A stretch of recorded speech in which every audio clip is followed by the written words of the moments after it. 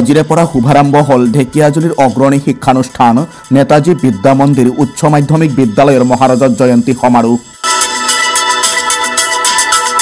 ঢেকিয়াজুলি নেতাজী বিদ্যা মন্দিৰ উচ্চ মাধ্যমিক বিদ্যালয়ৰ মহাৰজত জয়ন্তী সমাৰোহ উপলক্ষে আজি ঢেকিয়াজুলি নগৰৰ মাজমজিয়াত উলিয়ালে বিশাল সাংস্কৃতিক শোভাযাত্ৰা। আজিৰ উক্ত সাংস্কৃতিক শোভাযাত্ৰাৰ শুভ উদ্বোধন কৰে অসম চৰকাৰৰ কেবিনেট মন্ত্ৰী অশোক সিংহলে।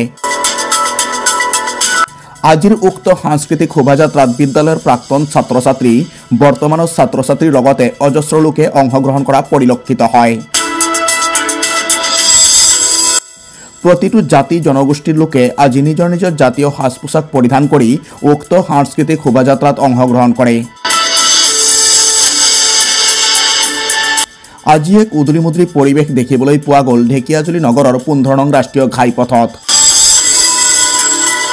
আজি সকলোৱে সাংস্কৃতিক শোভাযাত্ৰাত অংশগ্ৰহণ কৰি বিভিন্ন শ্লোগান দিয়াও পৰিলক্ষিত হয়।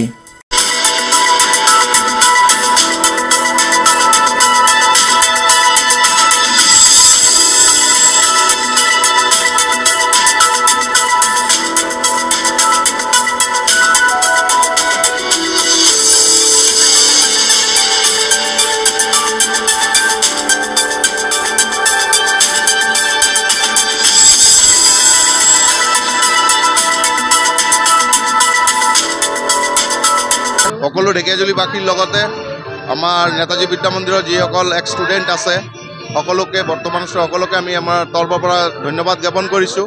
যিহেতু আজি এই শোভাযাত্ৰা যিটো আয়োজন কৰা হৈছে সেইটোৰ আমি মেম্বাৰত আছিলোঁ আৰু আমি ভাবিছিলোঁ যে আটক ধুনীয়াকৈ আমি এটা শোভাযাত্ৰা উলিয়াম আৰু গতিকে আজি আমি আটক ধুনীয়াকৈ বিভিন্ন জাতি ধৰ্ম নিৰ্বিশেষে বিভিন্ন